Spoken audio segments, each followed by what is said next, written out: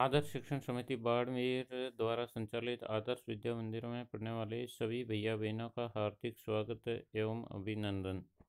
प्रिय भैया बहनों, हमने भोर और बिरखा नामक पाठ का प्रथम पद पिछले वीडियो में पढ़ लिया है। आज हम इसी पाठ का दूसरा पद पढ़ेंगे।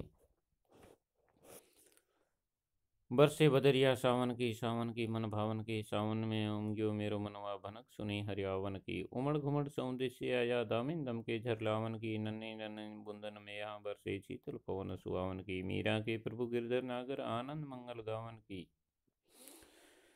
इस पद्य को गाया भी जा सकता है। बरसे बदरिया सावन की मन भावन की, बरसे बदरिया सावन की, सावन में उमग्यो मेरो मनवा भनक, सुनी हरियावन की। उमड़ घुमड़ चौं दिस से आया, दामिन झमके दर रावन की।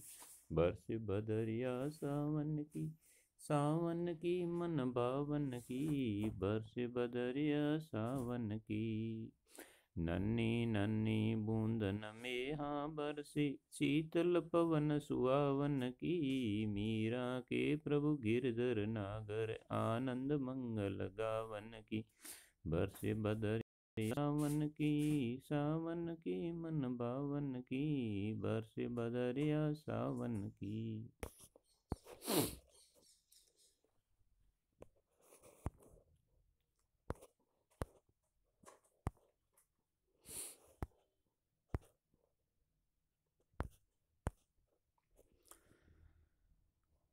प्रस्तुत पद्य में कुछ कठिन शब्द है जिनके अर्थ इस प्रकार है। मन भावन, मन को सुहाना लगने वाला, मन को अच्छा लगने वाला। बदरिया, बादल। उमग्यो, मन उत्साह से भर गया। आवन यानी आना। चौदस यानी चारों दिशाएं। दामिन यानी बिजली। दमके यानी चमक रही है। झर यानी वर्षा की झड़ी। मेया यानी बादल। गिरधर अर्थात भगवान श्री कृष्ण। प्रस्तुत पद्य में मीराबाई भोर और बिरखा नामक पाठ में सावन के महीने का वर्णन करती हुई कहती है। इसका प्रसंग इस प्रकार है कि प्रस्तुत पद्यांश हमारी पाठ्य पुस्तक भाग 2 भोर और बिरखा नामक पाठ से लिया गया है। इसकी रचयिता कवयित्री मीराबाई है। कवयित्री मीराबाई सावन में होने वाले बारिश का वर्णन बड़े ही सुंदर और मार्मिक ढंग से करती हुई कहती है। भावार्थ: कवयित्री मीराबाई कहती है कि सावन के महीने में मन को भाने वाली बादली बरस रही है। मेरा मन उत्साह और उमंग से भर गया है, क्योंकि मुझे इन बादलों के माध्यम से भगवान श्री कृष्ण के आने की भनक लगी है। ये बादल चारों दिशाओं में उमड़ घुमड़ कर छा गए हैं। बिजली की चमक वर्षा की झड़ी लगने की सूचना दे रही है। अब नन्ही नन्ही बूंदों से बादल बरसने लगे हैं और सुहानी शीतल मंद मंद पवन चल रही है। मीराबाई कहती है, मेरे प्रभु गिरधर नागर बड़े चतुर और सुजान हैं। मेरे मन में उनके लिए आनंद से मंगल के गीत गाने की इच्छा हो रही है। इस प्रकार मीराबाई सावन के महीने का बड़ा ही रोचक और मार्मिक वर्णन करती है। कविता से कुछ प्रश्नोत्तर दिए गए हैं। बंसी वाले ललना मोरे प्यारे लाल जी कहते हुए यशोदा किसे जगाने का प्रयास करती है और कौन सी बातें कहती है।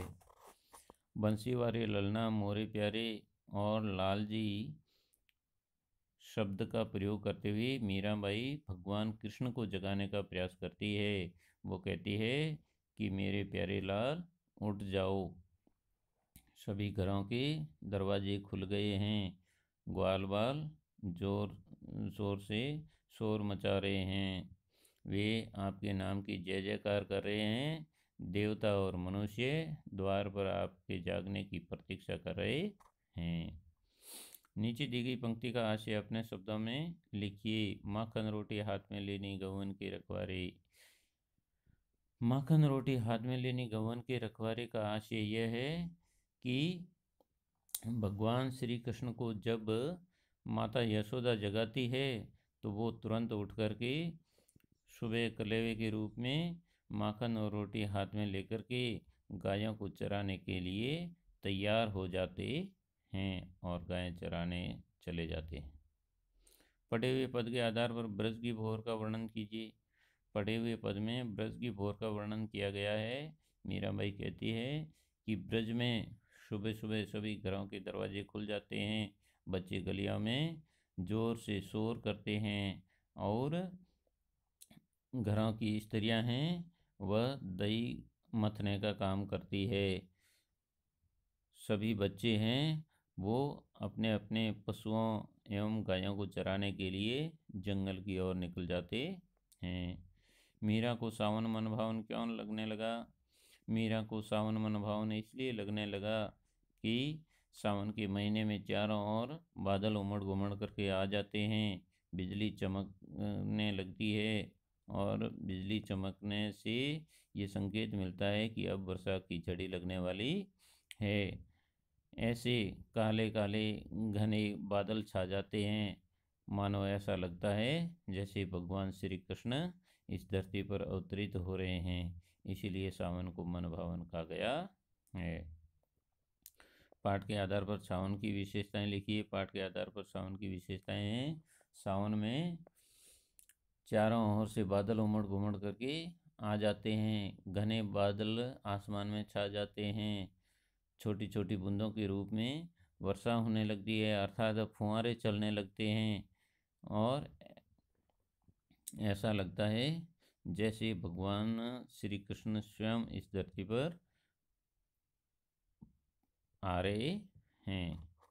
आगे के जो प्रश्नोत्तर है वह आप सबको गृह कार्य के रूप में करने हैं।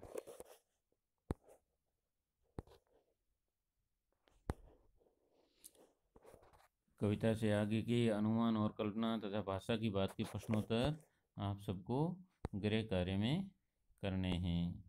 धन्यवाद। जय हिंद, जय भारत।